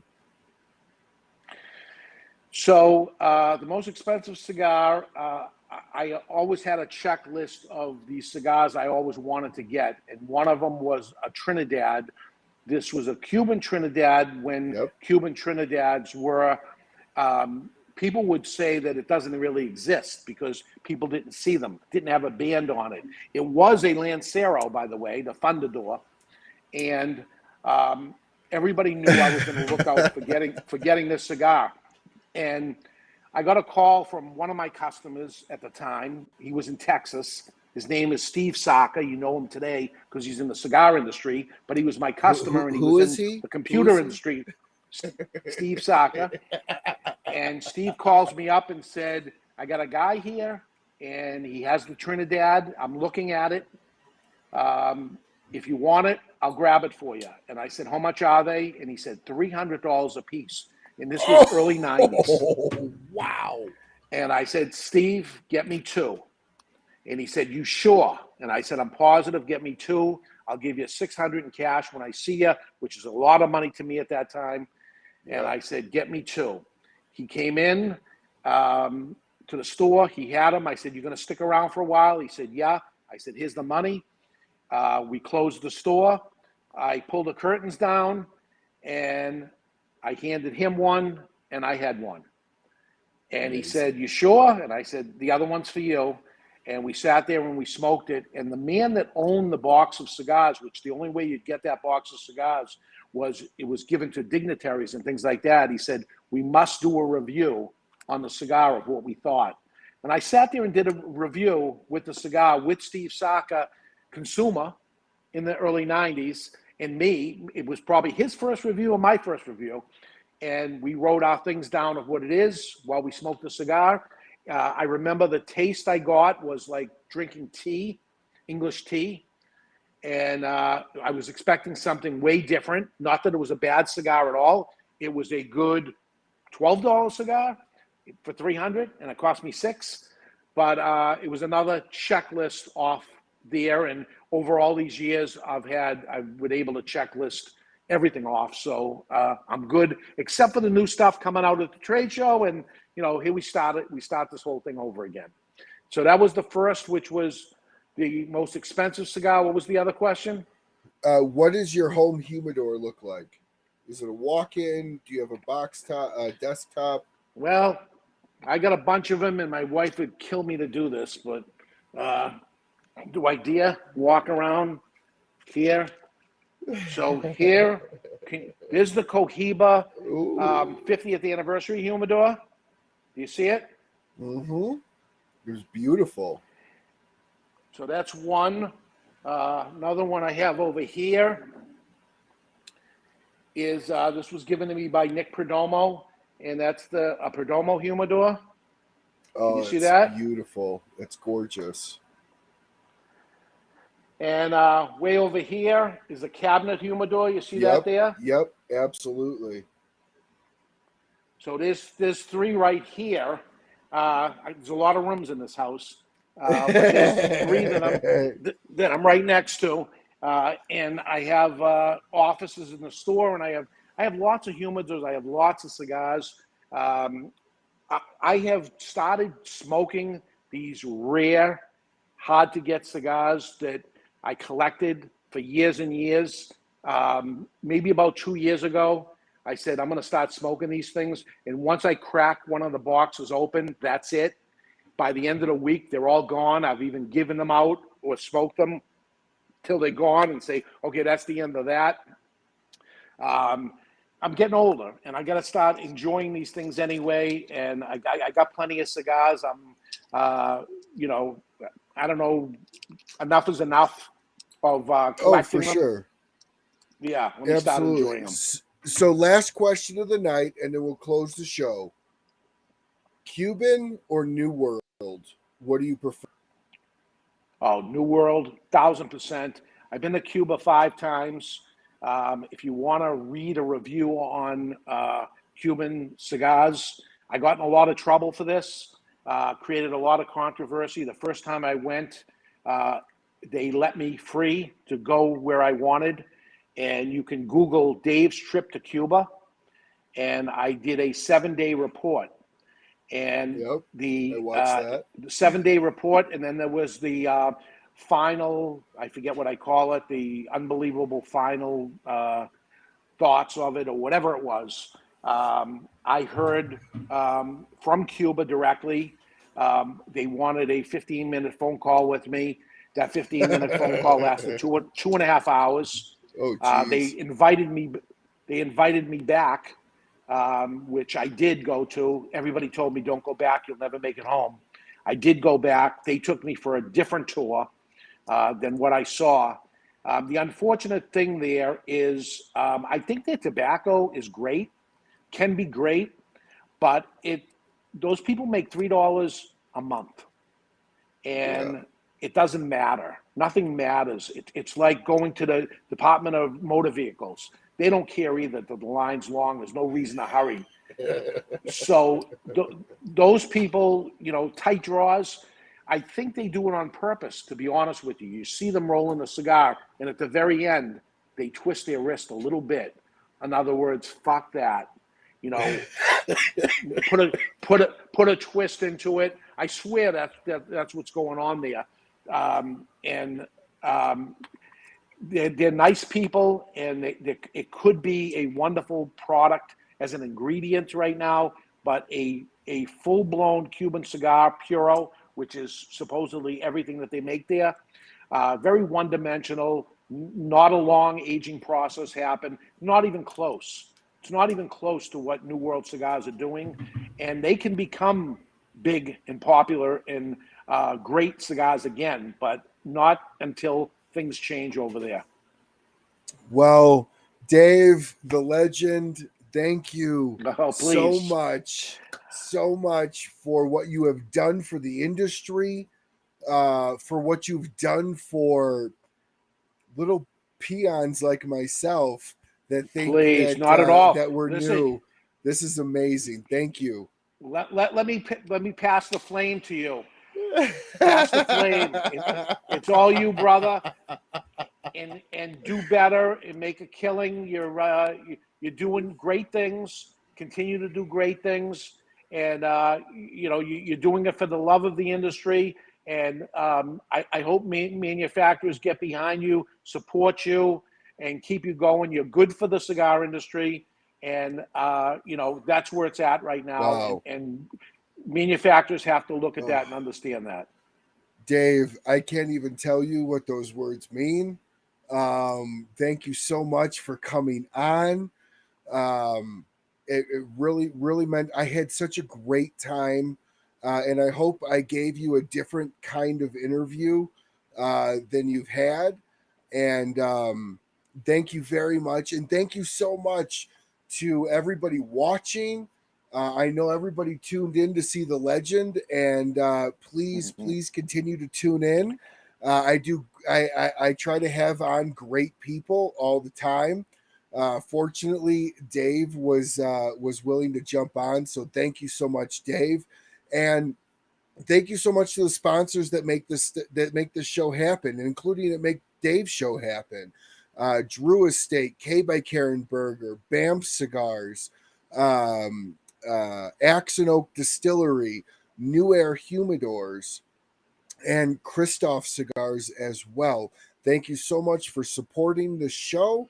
Thank you so much for giving me the opportunity to be able to have people like Dave on. I never thought a year and a half ago when I started this in my backyard with my iPad that would have bloomed into this. So, Dave, I will give you the last word and we'll close the show out for the night. All right. Thank you to you and all your listeners for listening in. Be supportive of the retailers, brick and mortar retailers. They're going to have a hard time coming up soon. If my projections are correct, that the economy is hurting and they're going to need your help. Show support to the brick and mortar retailers. They need your help. Absolutely. And as always, we close the show out here with this. Smoke what you like, smoke as often as you can. Have a great rest of your week. Bye.